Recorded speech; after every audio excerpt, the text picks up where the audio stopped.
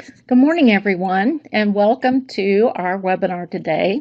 My name is Kara Cleveland, and I'm the supervisor of the Indiana State Library's Professional Development Office. I will be the host and question moderator for today's webinar, a new supervisor's roadmap, presented by Lynn Hobbs, director of the Pendleton Community Public Library. Just a few housekeeping items before we get started. If you are having sound issues during the webinar, please see the sound issues box just below the chat box.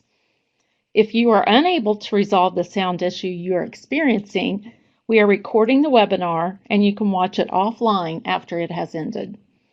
Again, if there's a global sound issue, we will make an announcement in the chat box. Hopefully it looks like everybody can hear, or most people, I hope. If you have a question during the webinar, just type it in the chat box on the upper left side of the screen. I'll be watching and will get your question to Lynn as soon as there's a good opportunity. There should also be time near the end for questions. The session today is worth 1 LEU, and your certificate will be available for download at the end of the webinar. Also, today's webinar will be recorded and archived. After the webinar has been transcribed, it will be available on the Indiana State Library's archived webinars page. For weekly updates on upcoming trainings and to learn more about what's happening in libraries across the state, please subscribe to the Indiana State Library's e-newsletter, The Wednesday Word, and check out our continuing education website for other professional development opportunities. Okay, I'm now happy to turn the presentation over to Lynn. Thank you, Lynn. Thank you, Kara. Good morning, everybody, and thank you so much for joining me today. And if you are a new supervisor, well, congratulations. That's an exciting move for you, I'm sure, possibly something you've been working for a long time. And if you're maybe just looking to move up the ladder, I hope to give you some helpful tips today as well. But regardless of where you are in your career, I want to give some useful and practical advice to help you just kind of ease into your role as a new supervisor. So today I'm presenting a new supervisor's roadmap, and this is a week-by-week plan for getting your head around your new job. So we're going to talk about how to prepare yourself before your first day, to getting to know your staff over those several weeks at the beginning and onward, and then really gaining that institutional knowledge that you need to have to move forward. So we're going to cover all of that, and let's go ahead and get started. Okay, so the first thing, before day one, know thyself. And that seems kind of cheesy, I know, but when I started working on this presentation, I asked a lot of my colleagues, hey, what kind of advice would you give new supervisors who are just starting out? And one of my colleagues actually gave me a list that she has been keeping since she became a director, which I thought was super self-aware. I loved it. I was surprised to see that there was not a lot of practical advice on that list, and instead it was more a list of things that she had learned about herself and her management role. Things like not internalizing mistakes too much and understanding that her colleagues want to see her succeed. And I just thought that was really great because I'm more of a practical person, and she was looking at this as more of a self-development and realizing a little bit more, learning more about herself in her management role. So I think it's important that you start to visualize the type of manager or supervisor that you want to be in your new role and staying true to yourself and all of that. So my first piece of advice to you, I hope you like this, is take a week off. Obviously, if that's something that works out for your situation, I understand that that may not work for everybody, but if you can make that clean break from your previous position into your new position, whether that's a week off or whether that's even just a day off or a walk through the park or whatever you have to do to really just release yourself from the previous job that you had, reflect upon it, think about what you learned, what you could have done better, but now start looking forward and what you want to do and what you want to accomplish moving forward. So it's important that you take that week off and just take that time to get yourself in the right spot, particularly if you're moving up the ladder within the same institution. So if you were a reference librarian on Friday, but then on Monday you're going to be the supervisor of the reference department, you're still parking in the same spot, you're still using the same stairs and the same doors, and it's just going to feel very familiar. It's going to be hard, I think, for you to kind of make that break. So I think time off is really, really important. And in that time, again, reflect on past successes and lessons learned and take those forward with you. And envision yourself in your new role as the supervisor that you want to be. I think about the previous supervisors that you've had, both good and not so good, and what you want to emulate and what you would like to stay away from. When I was in college, I worked at Sears.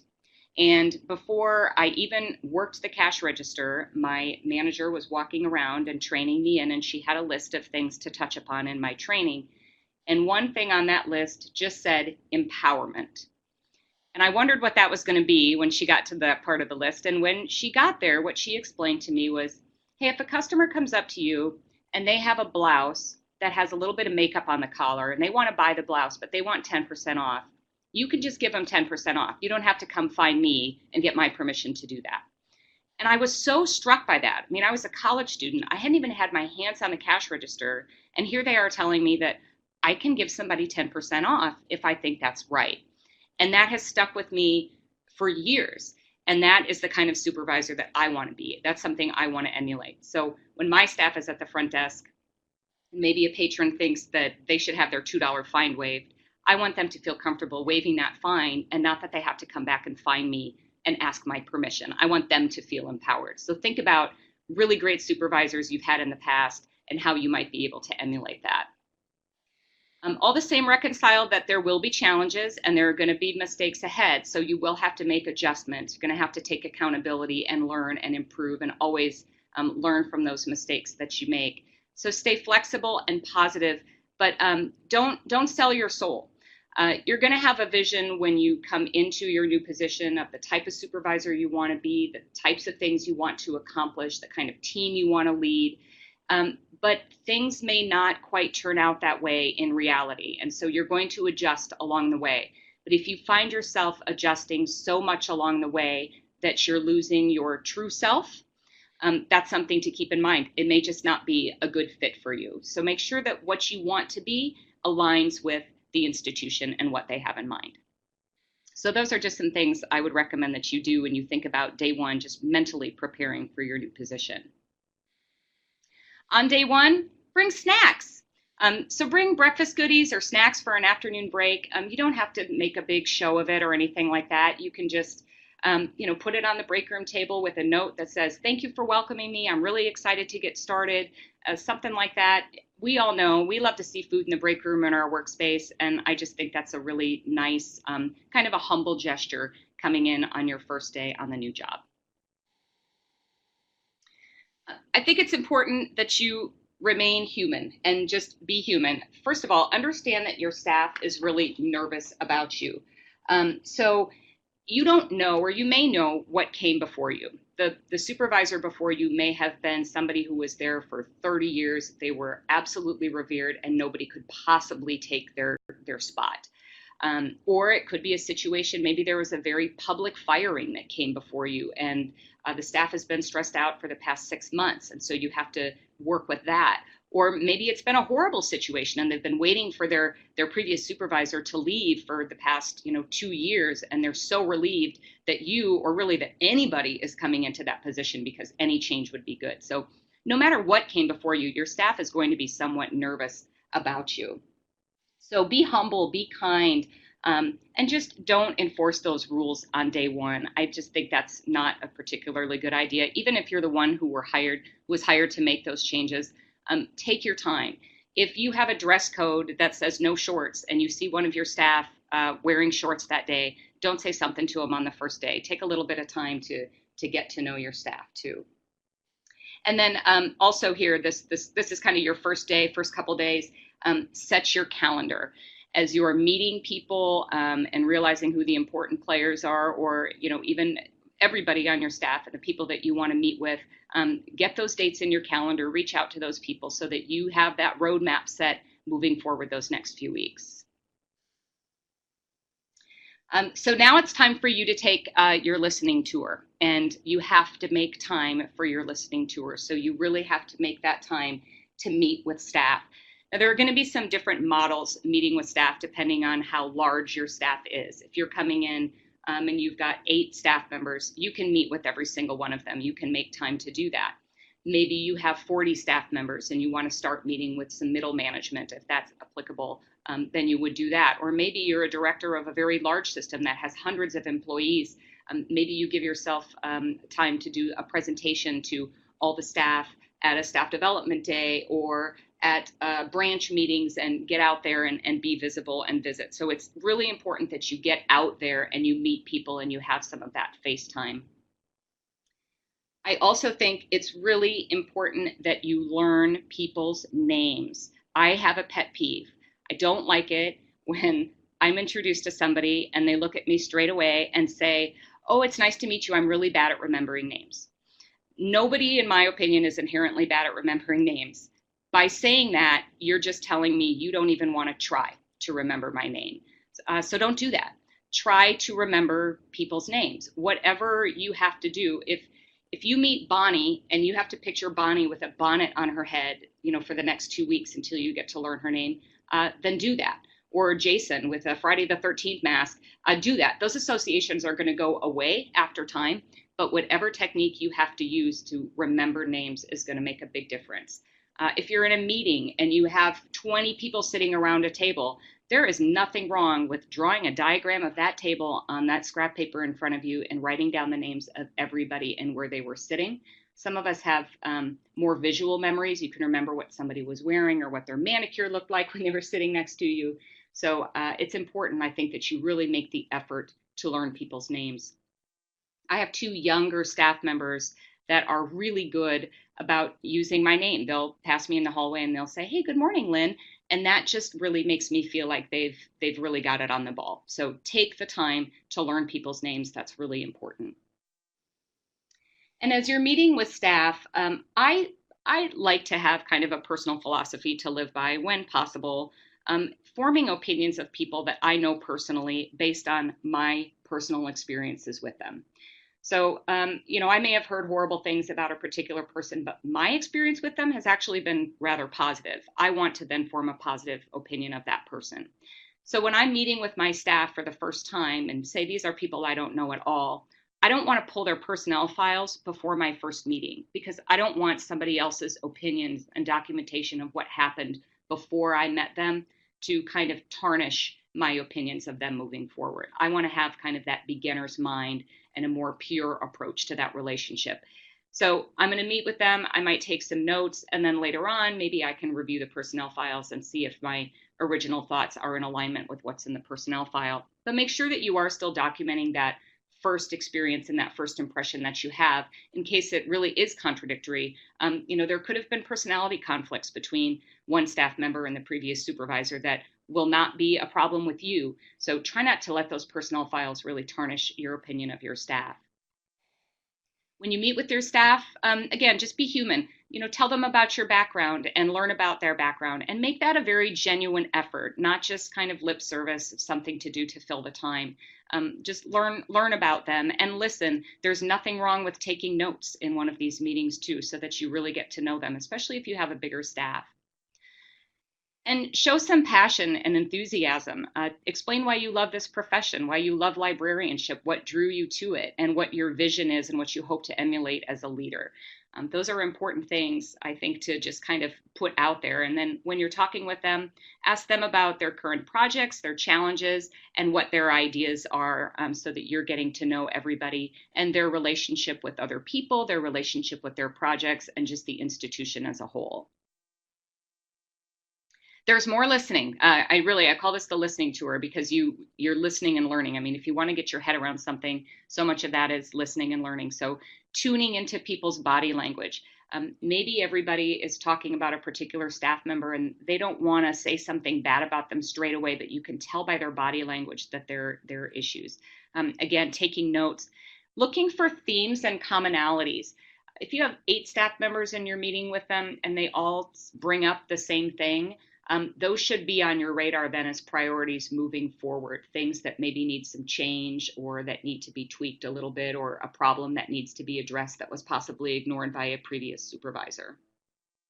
But when you see those themes and commonalities, don't make promises that you cannot keep. Maybe a change seems super easy, and you get a suggestion in one of these meetings and you say, oh yeah, we should be able to do that. And then you find out that there's a reason that you couldn't do that. So don't make those promises straight away, because if you can't keep those, you're setting yourself off on the wrong foot and they're going to think you're ineffective straight away. Instead, you want to make priorities that touch every staff member.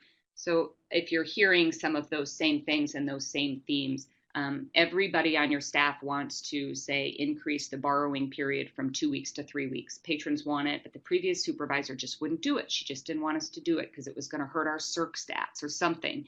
If you see a good reason for doing that, and you are able to do that, and it's something you can kind of turn around quickly to follow through and make that tangible, positive change, that's going to get you off to a really, really great start, because they're going to see that you're somebody who is listening, you're somebody who's responsive, and you're somebody who is going to mobilize that change. And then I have it on here 3 times because it's so important. Mobilize, mobilize, mobilize.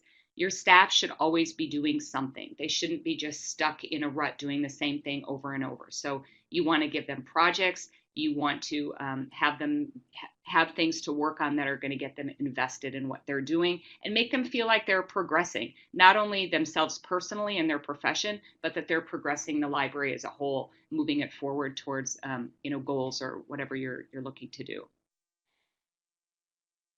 So communication is just super, super important. Communication is really a part of your identity inside and outside of the library. I mean, we probably all know colleagues that just never answer emails. You email somebody and it's weeks before you hear from them, if at all. So don't be that person. Be responsive and don't make people wait. Always consider your tone in an email. I know that seems kind of like, well, duh. But sometimes there are certain people that just consistently their tone is a little tense or something in an email.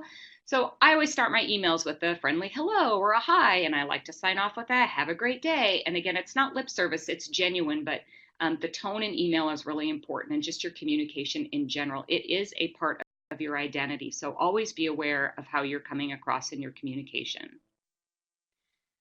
Don't avoid difficult conversations. And it's easy to do, but so many problems at work are attributed to poor communication. And so those difficult conversations tend to not happen, and then things just sort of spiral and get a little bit out of control. So you don't want to avoid those difficult conversations. You have to get the institutional knowledge back behind you as to what kind of conversation you're having in the first place and why. Again, this is not a conversation you want to have on the first day or the first week, but if you are aware of something that's going on and you can just nip it in the bud right away, you want to go ahead and do that.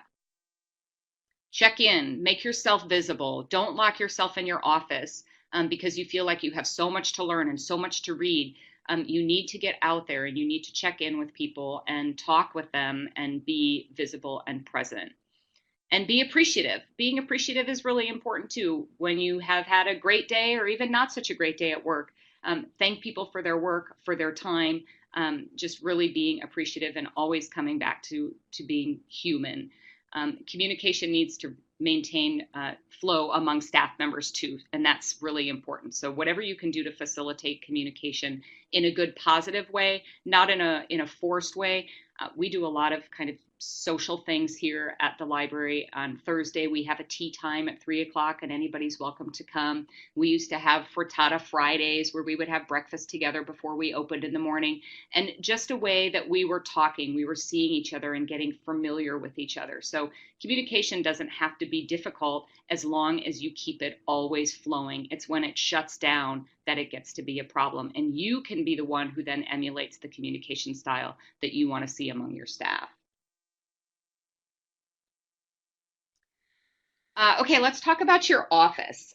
So there's a lot in your office that can help you to gain the institutional knowledge to move forward in your job. And your office can seem rather overwhelming because you have lots of files and folders and drawers and all that kind of thing. But so you need to have a game plan to get yourself organized. And I actually do a presentation on getting organized because that's really something that I'm passionate about. Getting organized is going to help you so much in your new position because you're going to make your office your own. You're going to make your workspace your own.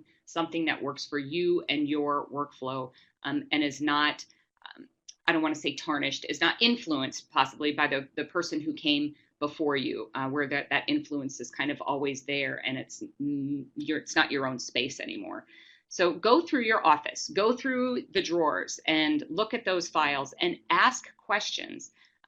If there's a really old file in there that's documents that are actually done on a typewriter, and they don't look like they're board minutes or anything that's important, I mean, ask somebody else, what is this? And do I need to keep it? And they might laugh and say, oh my gosh, no, you do not need to keep that. Because your previous, the person who had the job previous to you, they may have just kept absolutely everything. They may have been completely disorganized. So if you don't come in there and organize yourself, then you're going to be disorganized. You don't want to be living amongst their clutter. So it's going to increase your productivity and decrease stress. Unless somebody gives you permission to throw something away right away, don't throw anything away right away. You still need to kind of learn what some of that information is, if it's something you'll need down the road. But if it looks like maybe something you don't need, and maybe your colleagues and your staff are like, yeah, we haven't dealt with that in a couple of years, I don't know why you would need that. Put it in a box, put a date on it that says, if I've not opened this box, in a year from now, then I can throw it away. And then don't forget that that box exists, and go up there at that date and actually then throw those things away. Worst case scenario is you throw something away, that you needed. But in most cases, you're just hanging on to stuff that you don't need. Avoid landscape items. These are things that have been sitting around in your office for so long that you don't even see them anymore. And when I took my job here in Pendleton, there was actually a book return in my office, like a full-on outdoor book return sitting in my office that just had not been installed on a concrete slab where it was supposed to be. So obviously that was not going to stay in my office for any length of time, but they may have been using your office as a dumping ground because maybe the position has been vacant for several weeks or months and it was just some storage space. So clean it out. Find permanent space for those things, and don't just let them sit there because they were there when you got there. Avoid those landscape items. And then there's your computer. So obviously, the first couple of weeks you've been looking at your computer. I mean, you know kind of what's on there, you know what's on your desktop, but look deep in your computer. Look in your user drives. Look at every single shortcut that you have on your desktop and find out where all the passwords for me to access all the software that I need, or the websites that I need to log into. What does my access away from the office look like? Am I able to do that? And can I do it from my Mac, or do I need to have an HP or something like that so that I can connect to the network? What are my options there, and what are my obligations there as well to be checking in? And then always where to go for help if something's not working, the computer is crashing or something, kind of where to go for help. The website is probably something that you have been looking at even before you got the job, which is obviously a good idea. But kind of like everything else, you want to take a deeper look. So there's a lot of information on the website, and the website sets the overall tone of the organization. So this is just a little snapshot from our website here. Our website, I would say, is professionally designed, but it is very casual in its tone. It's very friendly. So this is our staff and board page. We have little avatars for all of our staff members. And then quarterly, we ask a question, just kind of a fun getting to know you question. So this one right now, it's if you had a warning label, what would it say? And you can tell by looking at our website what the overall tone of our organization is. We like having fun. We're not super formal. We like a lot of color. And so that's just something you can kind of tell. So really take a different, more critical eye look at your organization's website. Look at all the services that are offered. Look at all the important documents and information, and look at what's going on in the other departments, because a lot of times there are activities in other departments that you want to be aware of, particularly if you're in a larger system or other branches, what they're doing that you would just have no idea if you weren't looking at the website. And likewise, if you have any kind of an intranet, I don't know how many libraries still have just a lot of that internal documentation, or if you have it on a Google, something like that, take a look at that documentation and see what there is, what's out there for you to learn.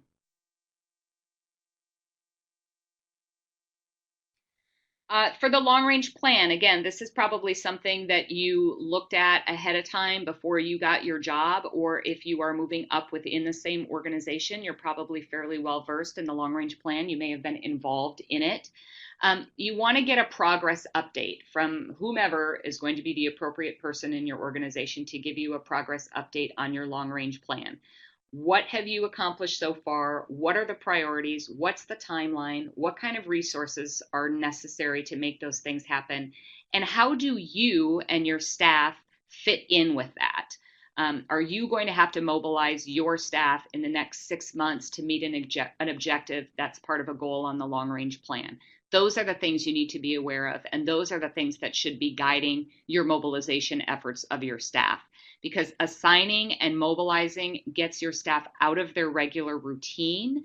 It gives them ownership and it offers them professional development. You don't want your staff to feel stuck. As a leader, it's your responsibility to grow them as employees, to really grow them even as individuals. So if you're not giving them something that moves them towards a greater goal of the organization, they're stuck and they're not going to always be as invested. So it's important that you're very connected with your long range plan. Your board is something you should become familiar with, and this depends kind of on your position. Obviously, a director is going to have a different relationship with a board than somebody in middle management, but it's important that you know who the members of the board are and where they come from and a little bit of their background and what their position is in their communities. Sometimes we have very strong personalities on our boards that are strong personalities in our communities, and we want to forge really good relationships with them. So know who the members are. Take a look at the minutes, the board minutes, the director's reports, getting that institutional knowledge again from over the last year or so. Again, if you're a director, you may want to go the past 3 years or just find out more information about that. Getting a brief overview of financials. This does also kind of depend on the role, but if you are trying to mobilize your staff on something that's related to a long range plan objective, and there are some financial resources that are going to be necessary for that, you want to know what you're going to have available to you, because you don't want to start moving towards some kind of a plan and then you don't have the financial resources or the human resources or whatever you need to do what you're envisioning doing. And attend a board meeting and introduce yourself. And don't make, if you have a supervisor still as a new supervisor, if you're middle management, take that upon yourself. I think that's super proactive and really great. If you say, hey, I would like to attend a board meeting, could you put me on the agenda for just 5 minutes so that I can introduce myself and get to know the board members? That would really speak to me. And I think it would also speak to the board as well, that you want to get yourself out there and you want to be an important member of the staff and of the community. Your policies.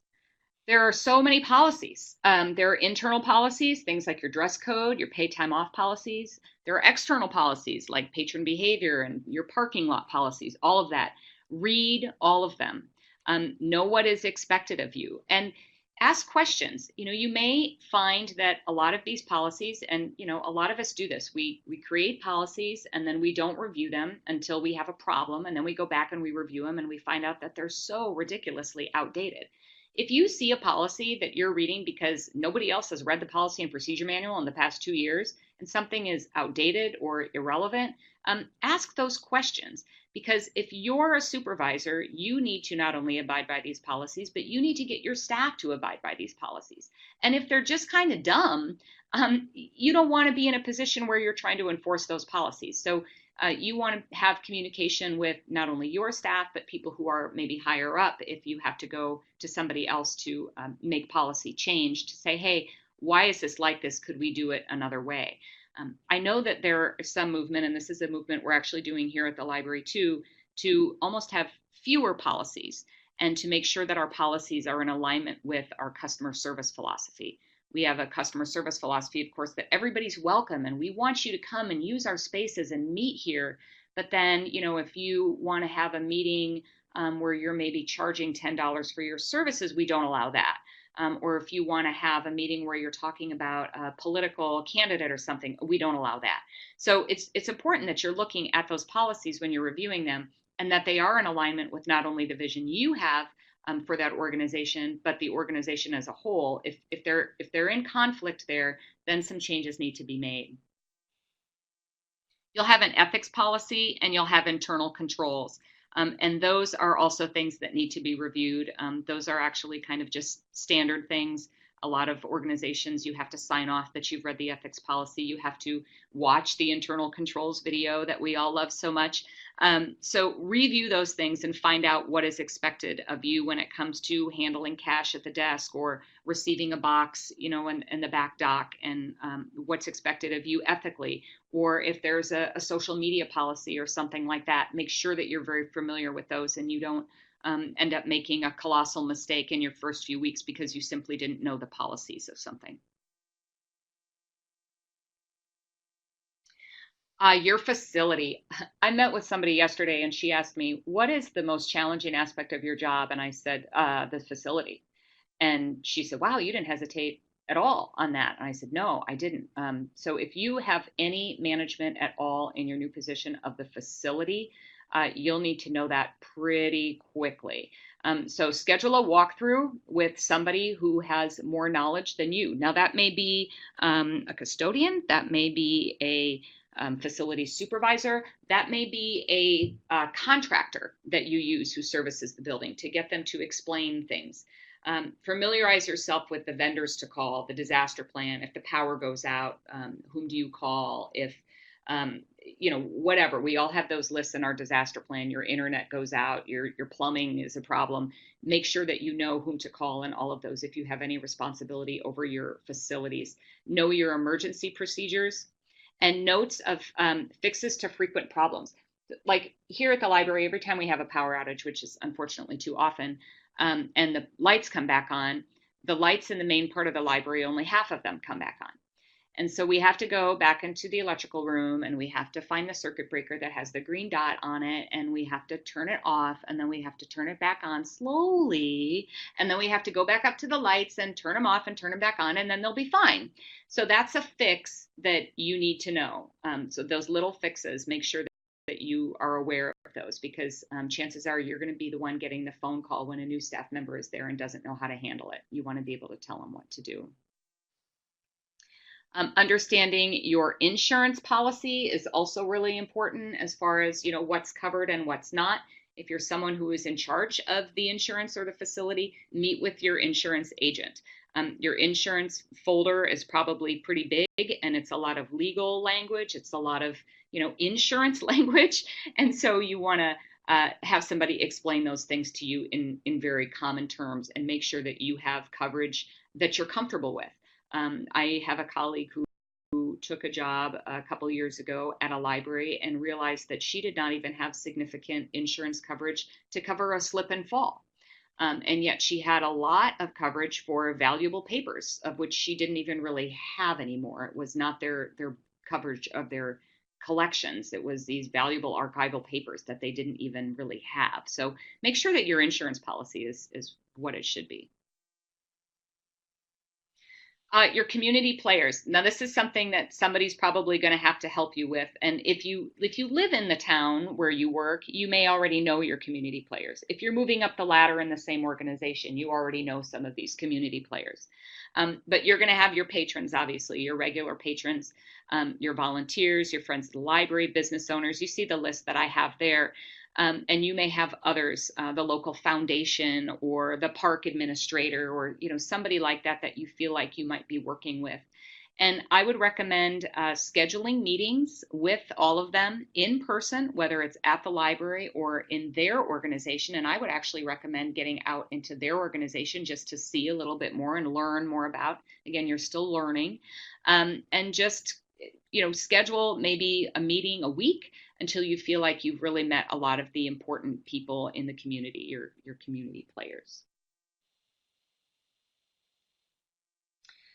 So it's important that you stay energized, and that you keep positivity up.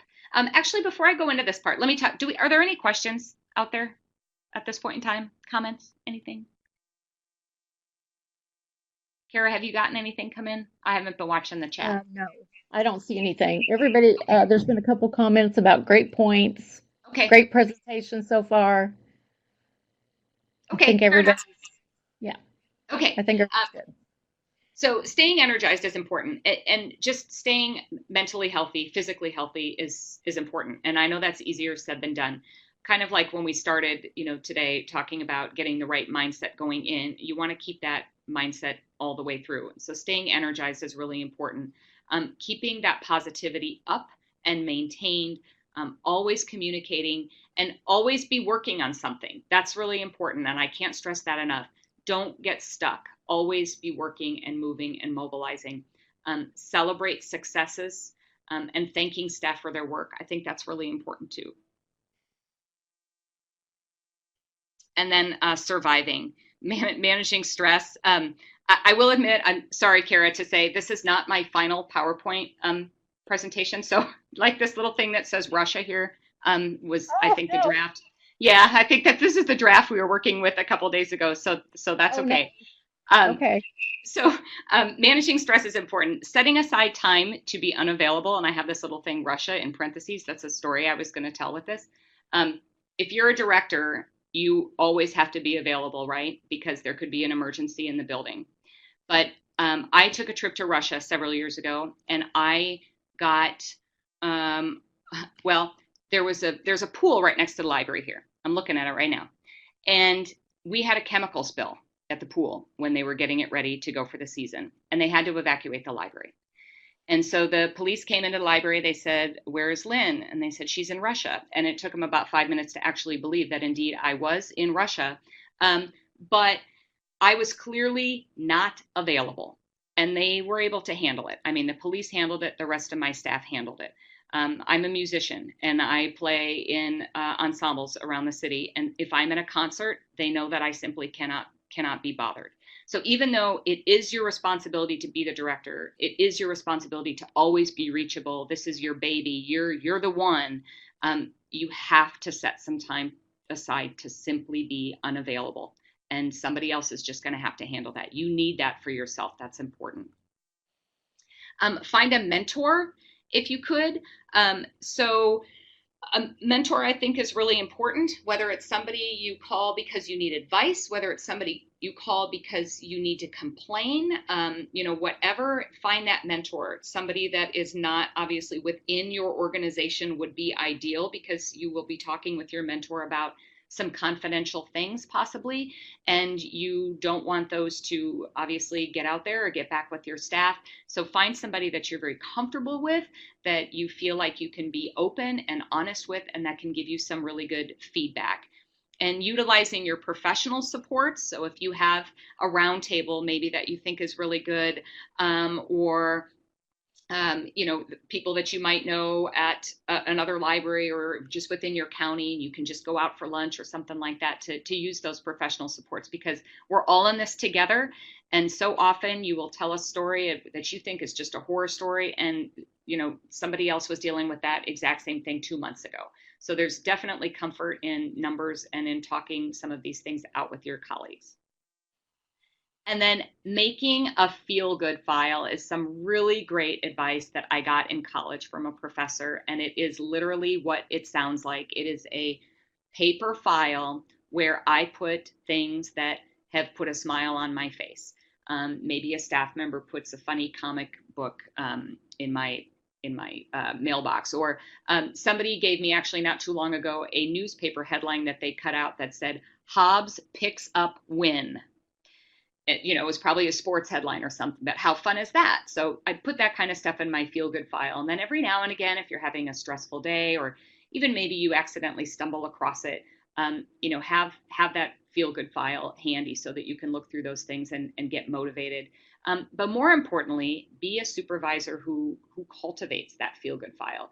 Try to have fun. Try to be a good balance of somebody who's, I'm not saying you have to be friends with your staff and you have to hang out with them, but you have to be approachable. You have to be human. You have to be humble sometimes, but you also have to be a person of authority. And the best way to do that is to know what you're talking about and to listen and to turn things around and again, to mobilize. And I see that there's a question.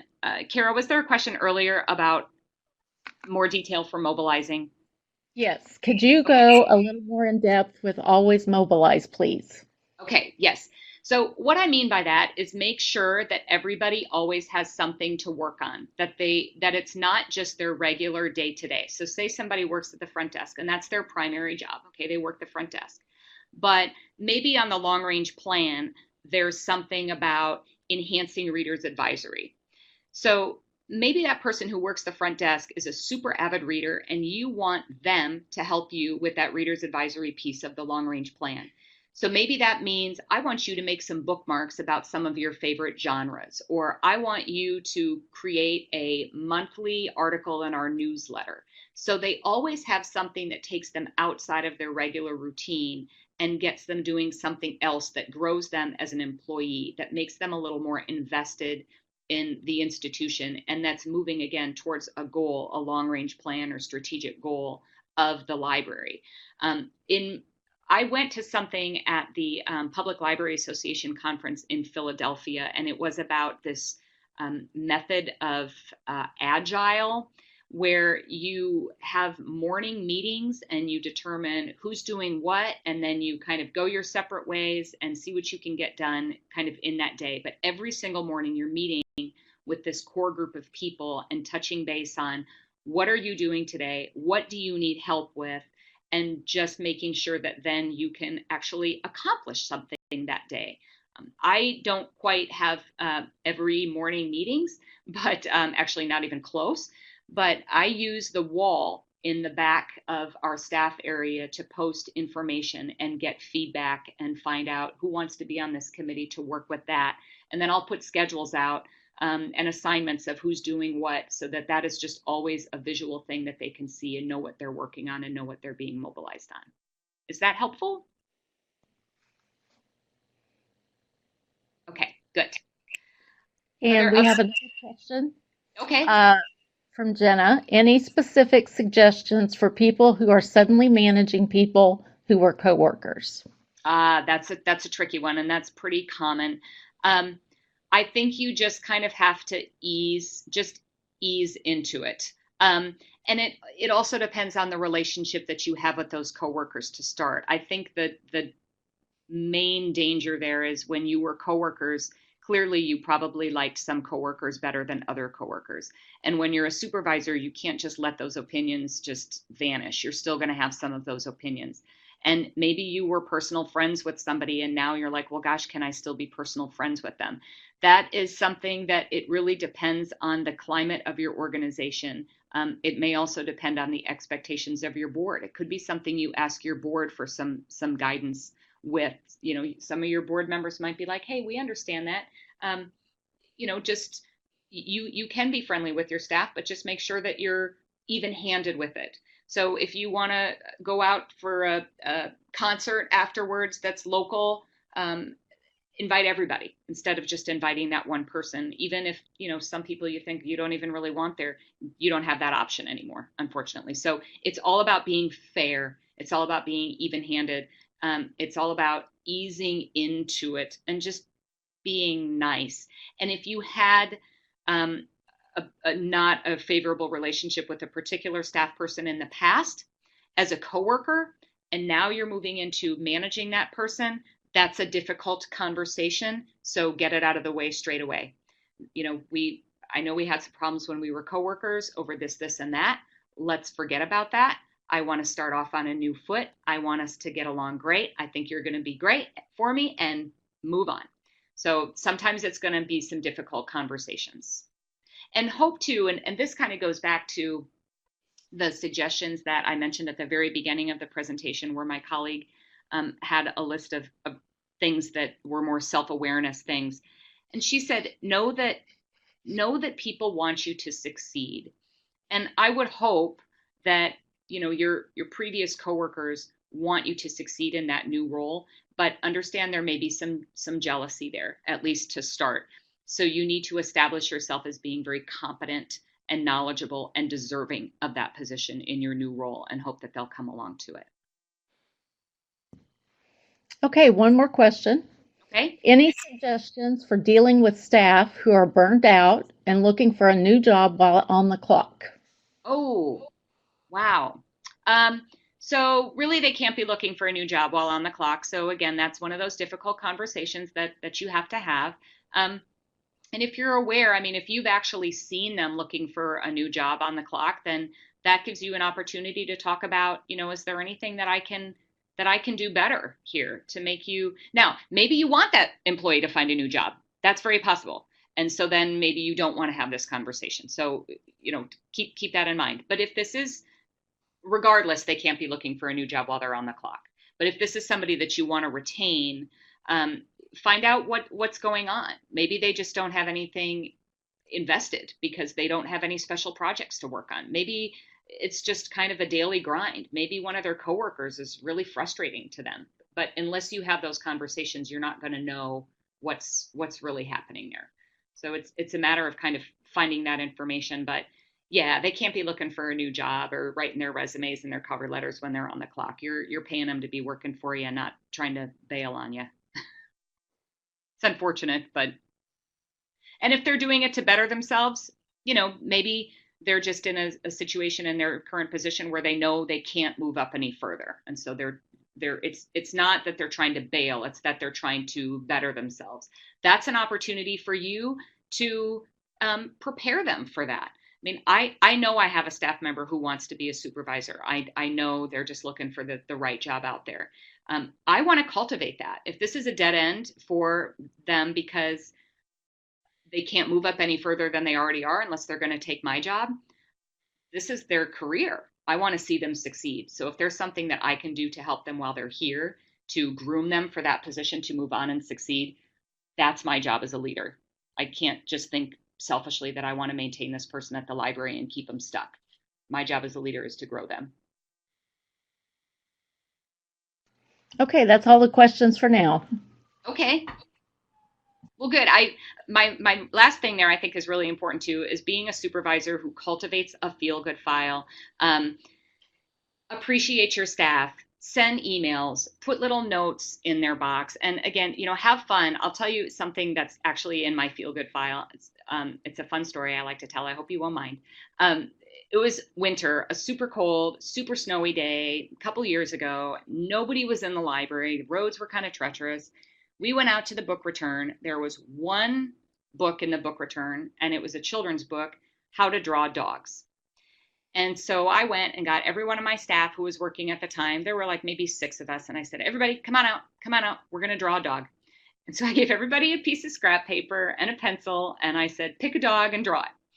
And it only took us, 5 minutes to do it. And these were hilarious. I mean, some people were actually pretty good. I drew the boxer. It's so bad. Every time I look at it, I die laughing with like tears coming out of my eyes.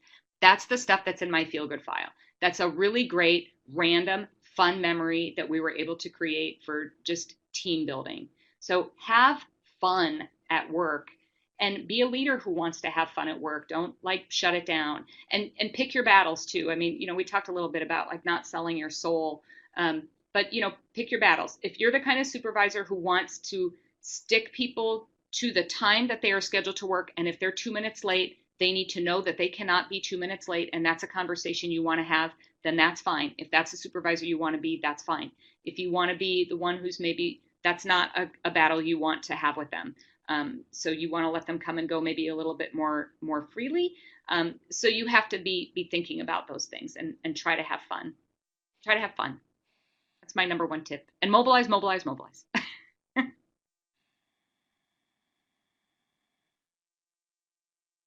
Anything else? I see some conversations over there, but I can't see what it's all about. I run into staff. Cynthia commented that she had some staff that were complaining amongst themselves, and when she had told them to come to her. So at a staff meeting, she encouraged them to look for other jobs if they were that dissatisfied. She said you could hear a pin drop, and then the dynamics have changed. So the change is for the better, she said. Okay, change for the better. Okay, that's good. More open communication and expression of ideas. Okay.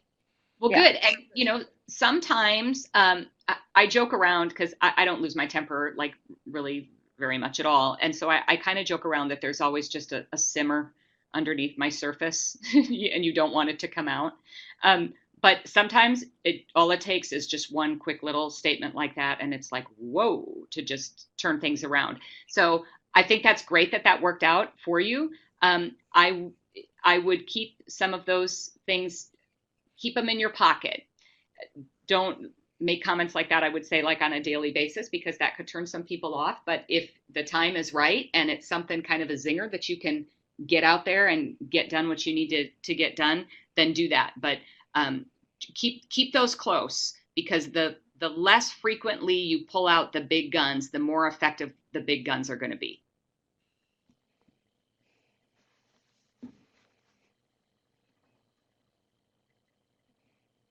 You see anything else there, Carrie? Yes, suggestions for a new supervisor who has had to hire 3 new staff members within their first 6 months.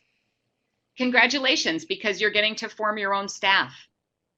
Because that's what you want, actually. Now it's challenging, but a lot of us come into positions where we have an existing staff and we kind of wish some of them weren't there, and now we have to work about how to kind of get new people in and maybe get them to move along their way. So if you've been able to build your team from the get-go, I think that's great. So start with the positive there.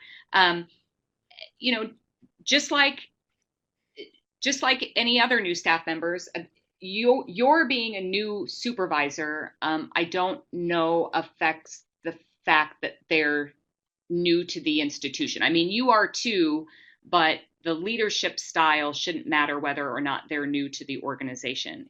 They have that same learning curve that you do. So as long as they understand that you're kind of in the same place, but just lead them and grow them the best that you can. But I think it's great if you can start getting your own staff. Jenna commented that a book called Permission to Screw Up by Kristen Hadid is a great book to read for new supervisors. Okay, great. Marianne says that having an opportunity to hire new people might also be an opportunity to revise job descriptions and positions. Sure. And, just like you would with anybody else, get to know them. Find out what their strengths are. I like to give my staff assignments that match things that they're interested in, even if it's not necessarily in their job description. If I've got a staff member who's a really great drawer, and they want to do a program on how to draw dogs for kids, for a half an hour or whatever, I want them to do that. If that's something fun that they want to do and it enhances the library, great. I don't care if it's not on their job description. Other people might have a problem with that. Other supervisors are like, I'm not having my staff do anything that's not on their job description. So it's all your individual style. This is all obviously presented from me and related to my style of management. Everybody is different. Embrace the manager that you are. Don't sell your soul.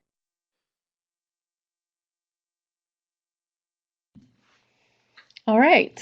Do you have any more of your presentation, Lynn? Or are we in the question stage? I don't. We are in the question stage here. Yep. I think I covered everything that was in the other. Okay. Perfect. Cynthia also wanted to comment on her situation. She said that the one where she made the announcement, if you don't like it, you need to find something else. She said her issue developed from the fact that a longtime staff member of 28 years had built a coalition to play on her team, which kind of sounds like they were ganging up on Cynthia. Yeah. Oh, go ahead.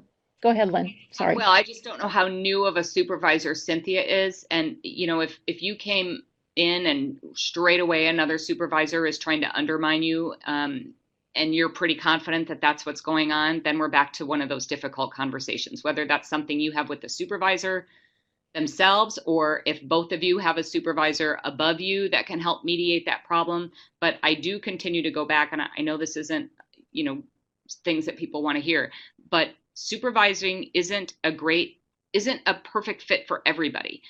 You might take a supervisor role and be 6 months into it and think, this is not me. I want to get back to core library work.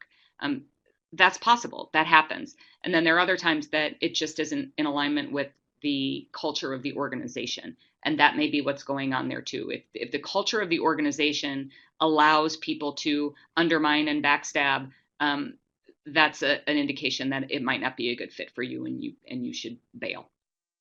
You never want to take a job thinking you're going to bail, but you don't want to be miserable either. Cynthia said she's the director, and the person that she was referring to is the children's librarian. So, and the board is aware of the situation. So it sounds like they're trying to work it out. Yeah. Megan said she hasn't been fully staffed since she started her position in June. They had to wait to fill her old position, and then as soon as that happened, one of her other staffers had to leave due to family reasons.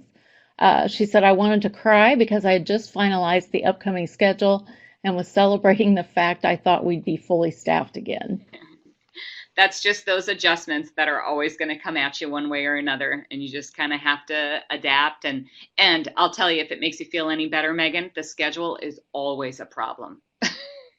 There's always a wrench in the schedule, always. It seems so straightforward, like it should be easy. We've looked into scheduling software and all that kind of thing. The schedule is a nightmare every month. Yes. All right, and Cheryl said the book Crucial Conversations is a good resource for those hard conversations that you're talking about. Good. I've heard of that book. I haven't read it yet. It's on my list of books to read. So thank you for reminding me, Cheryl. Yes, I appreciate the book suggestions because if any of you out there know me, you know I'm not much of a reader. I know I'm a librarian and I don't read books. All right, I'm just going to take a little commercial break here and tell you that the LEU certificate is up on the screen. You can download that and you can fill it in with your name. There's also a survey link there. If you could, I'd like for you to take the survey. Also, Lynn's contact information is in the bottom. It has her phone number and her email if there's anything that you want to follow up with her on. Let's see. Stephanie says she became a director a year ago in May without any instruction. She said, we're surviving and learning as we go. Her board's been very supportive, and so have the 2 staff members we have. Some days I feel strong in my position, and other days I cry on my way home from being overwhelmed. Great info to work on. Okay, Natasha's asking, who wrote the Crucial Conversations book? Cheryl, can you tell us? I'm not sure. I have it written down somewhere, but I don't have it handy. And for Stephanie, one thing I always have to work on myself personally is I internalize all of my mistakes, all of them, for a long time. I mean, there are mistakes that I made in previous careers that I still remember and still was like, oh, what was I thinking? Not previous careers, previous jobs. What was I thinking? It's just a part of my personality. It's really hard to let go. So keep working. Like all of us, keep working. You seem like you're very self-aware because you're aware that it's something but don't, oh, I feel bad that you're driving home crying. Don't. You're doing great. Yeah. You're doing great. You don't have, I mean, it's hard if you only have 2 staff members and, yeah, you've got a board that's supportive too, but see if you can find another supporter out there. Cry on somebody's shoulder instead of just by yourself in the car. I always think you need some positive support. Find someone else that shares the same position where you can share the same triumphs as well as trials and tribulations. So if you can find that mentor, call me. My phone number that Lynn was talking about, or call Lynn, Yep, call me. There's my number. Cynthia says that the job has been an incredible character builder. Okay, and Cheryl said the authors for Crucial Conversations are Grinny, Switzler, and McMillan. You're getting a lot of thank yous. Good. Lynn, this has been great. Good. I hope it's been helpful. Yes, thank you so much, Lynn, for joining us today. Thank you, everyone that was here. We're getting close to 11 o'clock mark, so I'll let Lynn. Lynn, do you have any last comments before we wrap it up? No, only just you have my contact information there down below. If there's anything you want to talk about a little bit further, if you need a little support or a sympathetic ear, call me anytime. Great. Thank you so much, Lynn, Well, and thank you thank you. everyone that attended today. Thank you so much.